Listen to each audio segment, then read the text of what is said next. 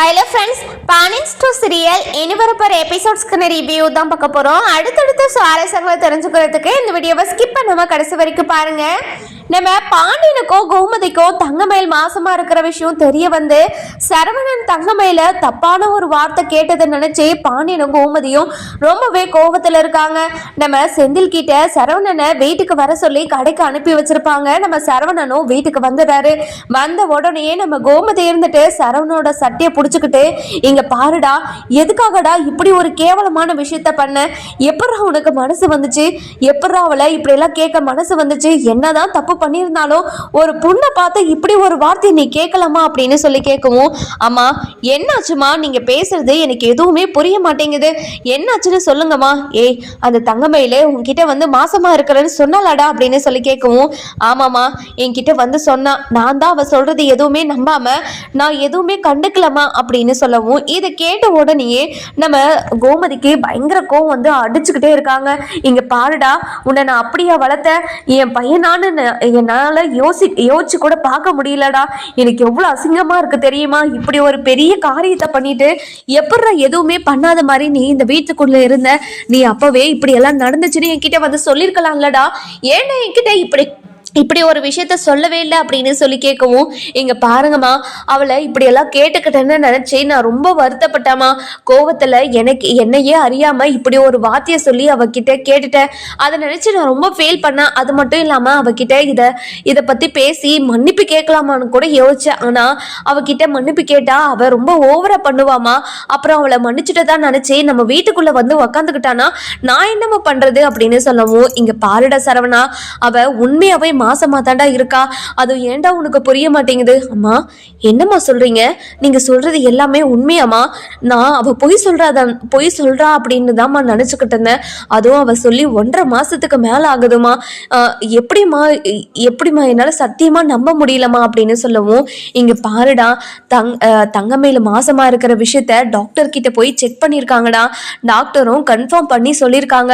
அது மட்டும் இல்லாம மீனாவும் இந்த விஷயத்த சொல்லியிருக்கா. ஒரு பக்கம் கேஸு கோர்ட்டுன்னு இப்படி அலைஞ்சுக்கிட்டு இருக்கோம், இன்னொரு பக்கம் நம்ம வீட்டு வாரிசு அவ வயிற்றுல வளர்ந்துகிட்டு இருக்கு. இப்போ என்ன பண்றது, என்ன முடிவு எடுக்குதுன்னே தெரியலையே கடவுளே, நீ தான் ஏதாவது ஒரு முடிவை சொல்லணும் அப்படின்னு சொல்லிட்டு நம்ம கோமதி இருந்துட்டு ரொம்பவே வருத்தப்பட்டு பேசிக்கிட்டு இருக்கோம். நம்ம மீனா இருந்துட்டு, இங்க பாருங்க நடந்தது நடந்து போச்சு. மயிலக்கா முன்ன மாதிரியெல்லாம் கிடையாது. இப்போ அவங்க நடந்ததெல்லாம் நினச்சி ரொம்ப வருத்தப்பட்டுக்கிட்டு தான் இருக்காங்க. கண்டிப்பாக இனிமே அப்படி ஒரு தப்பு பண்ண மாட்டாங்கன்னு தான் நான் நம்புகிறேன். நீங்களும் நம்பி அவங்கள வீட்டுக்கு கூட்டிகிட்டு வரலாம். அவங்க அந்த வீட்டில் அவங்க ரொம்ப கஷ்டப்பட்டுக்கிட்டு இருக்காங்க. அதை என்னால் பார்க்க முடியல. அதாவது அவங்க மட்டும் என்னோட பேச்சை கேட்டிருந்தாங்கன்னா கண்டிப்பாக மயிலக்காவை நான் கோட்ரஸ்க்கே கூட்டிகிட்டு வந்திருப்பேன். ஆனால் கோட்ரஸ்க்கு ஒரு நாள் கூட்டிகிட்டு வந்தப்போ இவங்களை பார்த்துட்டு இவங்க வீட்டிலே இருக்க மாட்டேன் சொல்லிட்டாங்க. அதனாலதான் நான் அவங்களை வீட்டுக்கே கொண்டு போய் விட்டுட்டேன். அங்க ஒவ்வொரு நாளும் அவங்க அம்மாவும் அவங்க வீட்டுல இருக்கிறவங்களும் குத்தி குத்தி பேசுறது அவங்க மனசுக்கு எவ்வளவு கஷ்டமா இருக்கு தெரியுமா? அது மட்டும் இல்லாம அவங்க வயிற்றுல குழந்தை வச்சுக்கிட்டு இருக்கப்போ இப்படி பேச்சையும் ஏச்சியும் வாங்கிக்கிட்டு இருந்தா அந்த குழந்தை எப்படி ஆரோக்கியமா வளரும் அப்படின்னு சொல்லவும், இங்க பாருடி மீனா, நீ சொல்றது எல்லாமே கரெக்டு தான். கண்டிப்பா அவ இனிமே இந்த வீட்டுலதான் இருக்கணும். ஏதோ தப்பு நடந்து போச்சு. பழைய நம்ம யோசிச்சுக்கிட்டு இருந்தா நம்ம வாழ்க்கையை வாழ முடியாது. இங்க பாரு சரவணா, நீ பண்ண தப்புக்கு அவ பெரிய தண்டனை அனுபவிச்சுட்டா. இனிமேலும் அவ தப்பு பண்ணாம பாத்துக்கிறது தான் நம்மளோட வேலை. இனிமே அவங்க வீட்டுல இருக்கிற யாருமே நம்ம வீட்டுக்கு வர தேவையில்ல. அதே மாதிரி நம்மளும் அந்த வீட்டுக்கு போக தேவையில்ல. அவளுக்கு அவங்க அப்பா அம்மாவை பார்க்கணும்னா அவ போயிட்டு வரட்டும், என்ன வேணாலும் பண்ணிக்கிட்டோம். ஆனா நம்ம அந்த வீட்டுக்கு போக தேவையில்ல. நம்மளோட வீட்டு வாரிசு நம்ம வீட்டுல தான் வளரணும். அது எங்கேயோ அனாதையா வளரக்கூடாதுடா. நீ என்னடா சொல்ற? இங்க பாருங்கம்மா, நீங்க சொல்றதையே தானே நானும் நினைப்பேன் அப்படின்னு சொல்லவும், அதுக்கப்புறம் என்ன, நம்ம பாண்டியன், கோமதி, மீனா, அதுக்கப்புறம் சரவணன் சொல்லிட்டு நம்ம தங்கமயிலோட வீட்டுக்கு போறாங்க. வீட்டுக்கு போன உடனே நம்ம தங்கமயில இருந்துட்டு ரொம்பவே சந்தோஷமா அந்த ஸ்கேன் ரிப்போர்ட்டை வச்சு இங்க பாருடா பாப்பா, இன்னும் கொஞ்ச நாள்ல நீ இந்த உலகத்துக்கு வரப்போற. உனக்கு நானு எனக்கு நீனு இந்த உலகத்துல நம்ம ரொம்ப சந்தோஷமா இருக்கலாம். சரியா? நம்ம 2 பேருக்கு யாருமே கிடையாது. நம்ம 2 பேருக்கு நம்ம மட்டும்தான். நீ உனக்கு நான் தொன்ன, எனக்கு நீ தொன்ன. இனிமே நம்ம யாரையும் எதிர்பார்க்க தேவையில்ல. சரியா? அப்படின்னு சொல்லி பேசிக்கிட்டு இருக்கவும் இதெல்லாம் கேட்ட நம்ம சரவணனுக்கு பயங்கர எமோஷனலா அழுக வந்துடு. நம்ம சரவணன் தங்கமயில் கிட்ட போய் உக்காந்து, இங்க பாரு தங்கமயில், நீ மாசமா இருக்கிற விஷயத்த என்கிட்ட ஒரே ஒரு முறை தான் சொன்ன. அதுக்கப்புறம் என்கிட்ட எந்த ஒரு விஷயத்தையும் பேசாம இருந்ததுனால நீ மாசமா இல்லையோன்னு நான் நினைச்சுக்கிட்டேன். என்னை மன்னிச்சிரு தங்கமயில். அதுவும் கோவில்ல அப்படி ஒரு வார்த்தையை நான் பேசியிருக்கவே கூடாது. நான் அப்பவே நினைச்சேன் உன்கிட்ட வந்து மன்னிப்பு கேட்கலான்னு.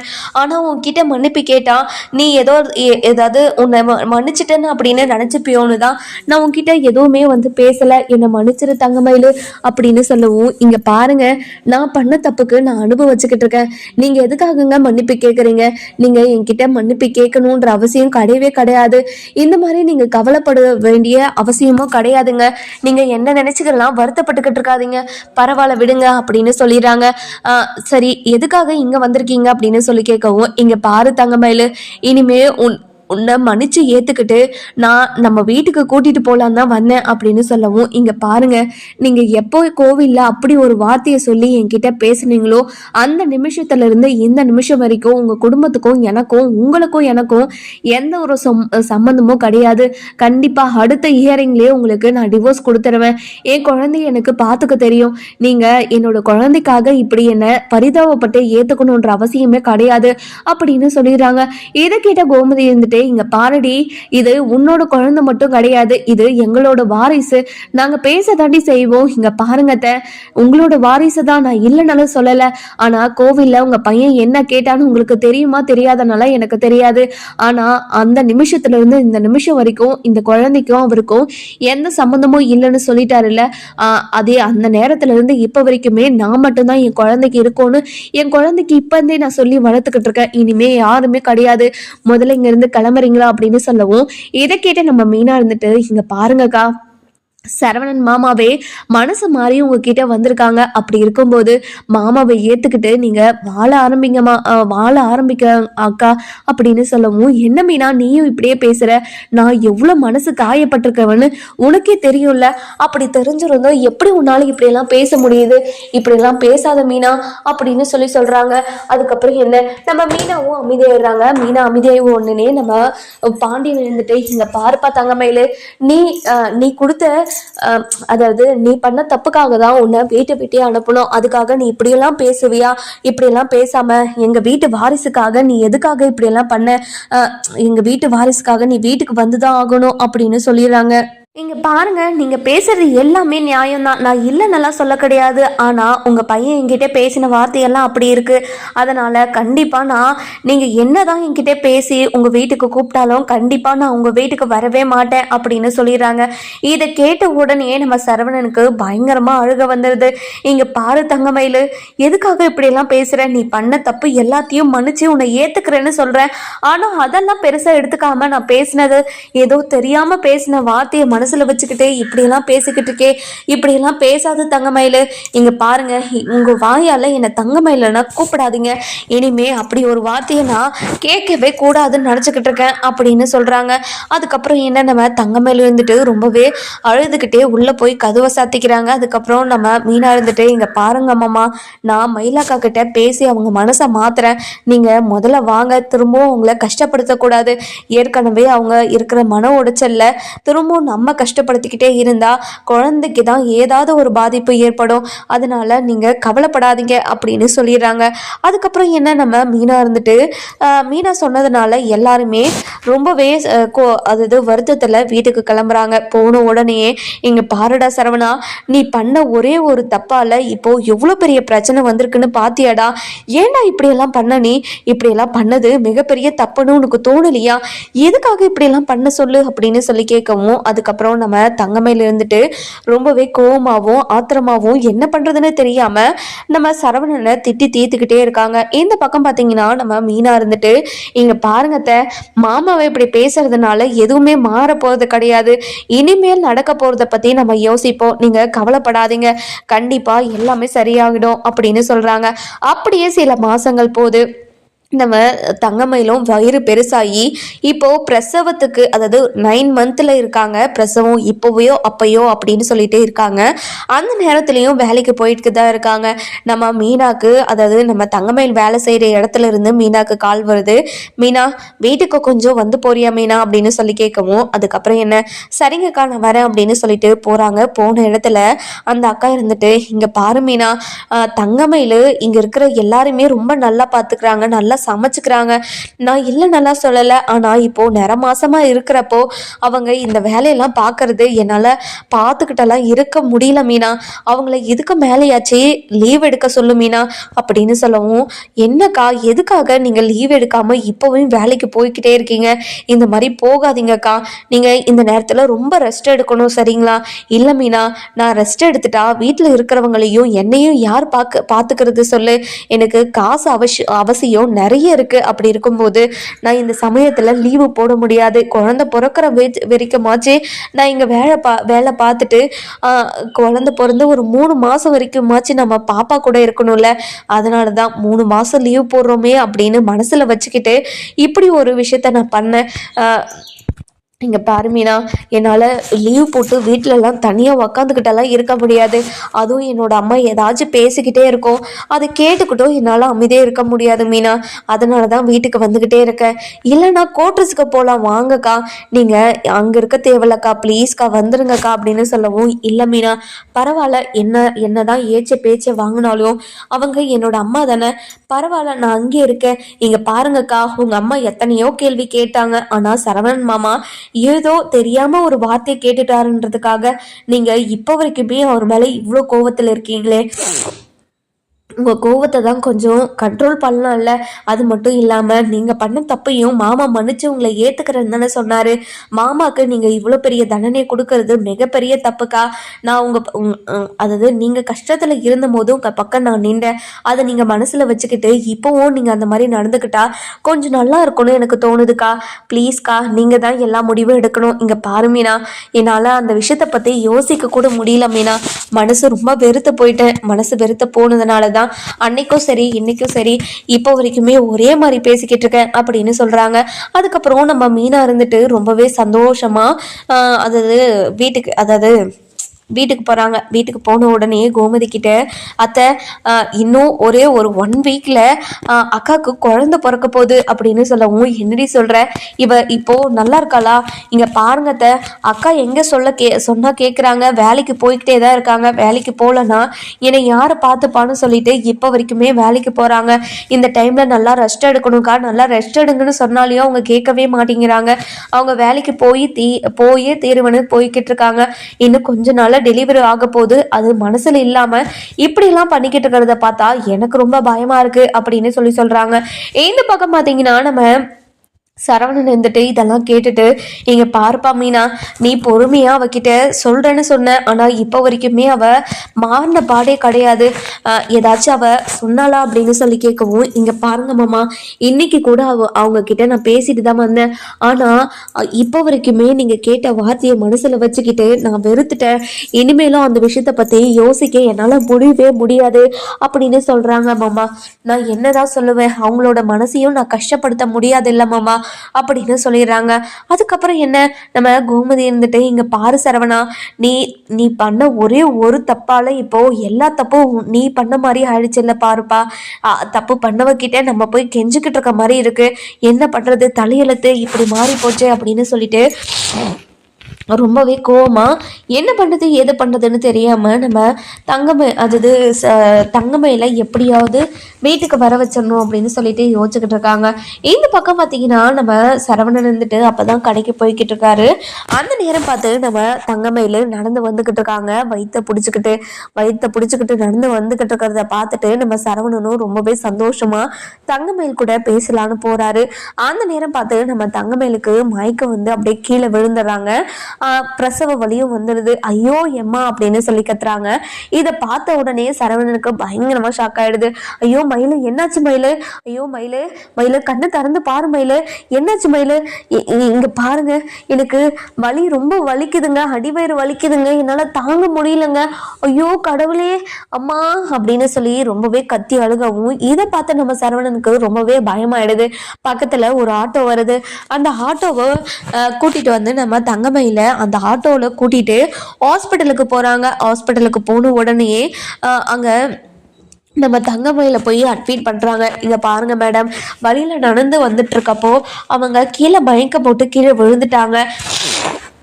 இப்போ என்ன பண்றது ஏது பண்றதுன்னு எதுவுமே எனக்கு புரிய மாட்டேங்குது அப்படின்னு சொல்றாங்க.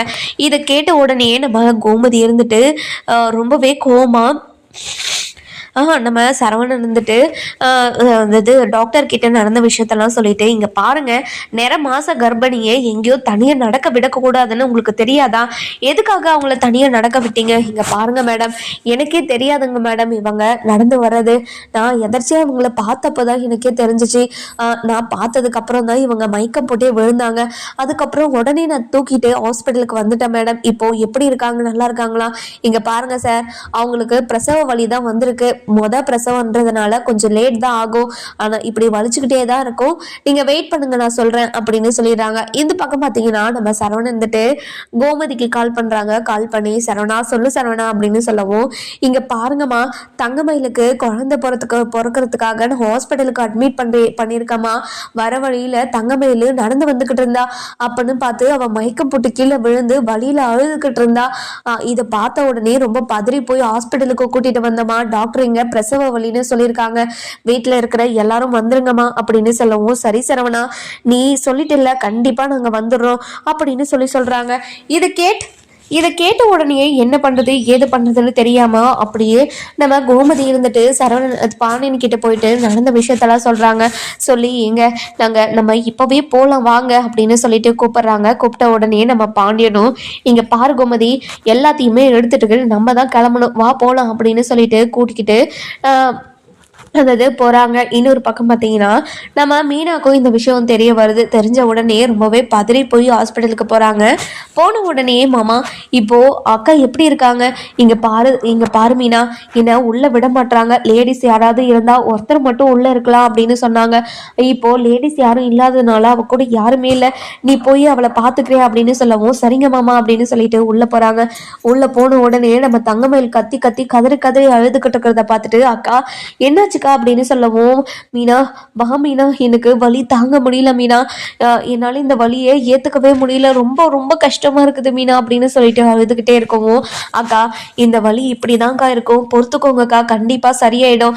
இன்னும் கொஞ்ச நேரத்துல குழந்தை உங்க கிட்ட வந்தா கண்டிப்பா உங்களுக்கு எல்லாமே சரியாயிடும்க்கா, நீங்க கவலையே படாதீங்க அப்படின்னு சொல்றாங்க.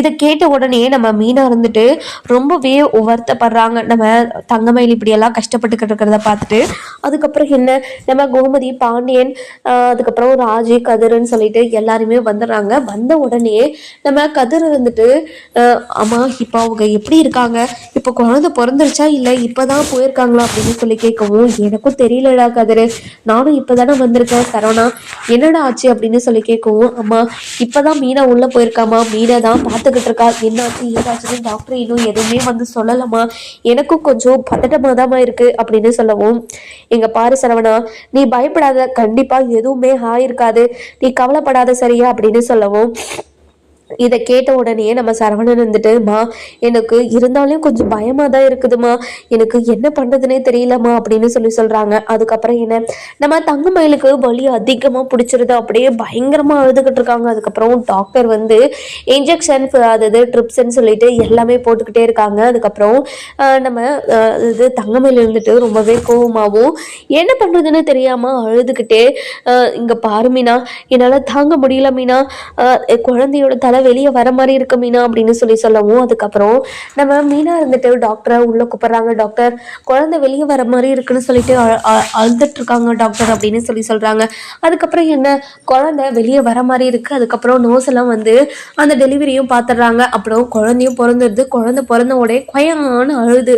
அழுதுதை கேட்ட நம்ம சரவணன், பாண்டியன், கோமதி, நம்ம ராஜ்னு சொல்லிட்டு எல்லாருமே பயங்கர சந்தோஷமா இருக்காங்க.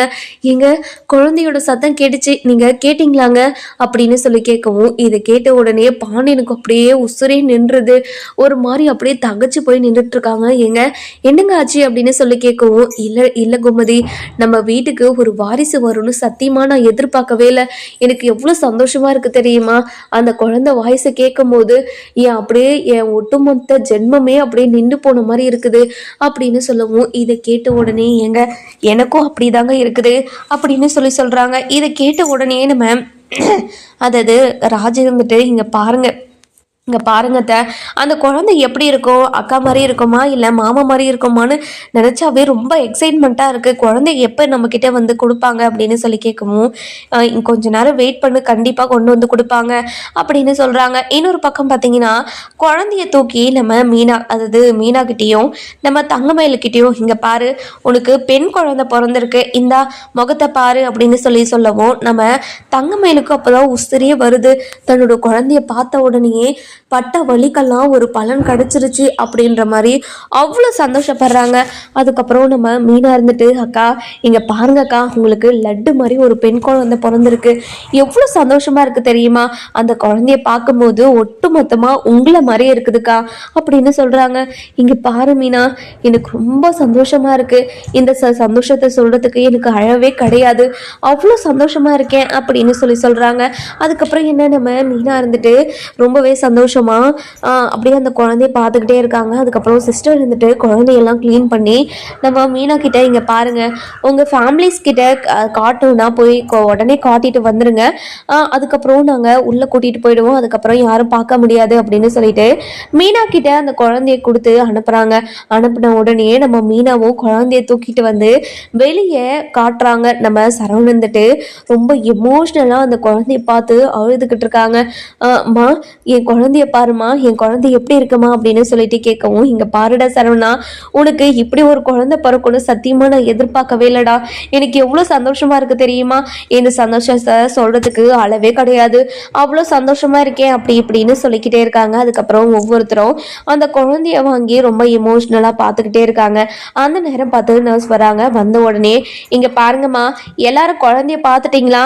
நான் இப்ப தூக்கிட்டு போலாமா குழந்தைய அப்படின்னு சொல்லி கேட்கவும், இங்க பாருங்கம்மா, இப்பதான் குழந்தைய கூட்டிட்டு வந்தாங்க, அதுக்குள்ள நீங்க கூட்டிட்டு போறீங்களா? இங்க பாருங்கம்மா, நான் வச்சுக்கிறதுக்காக கூட்டிட்டு போகிறேன்னு சொல்லலையே, குழந்தைக்கு சில ட்ரீட்மெண்ட் எல்லாம் பண்ண வேண்டியது இருக்கு, எல்லாத்தையும் செக் பண்ண வேண்டியதும் இருக்கு.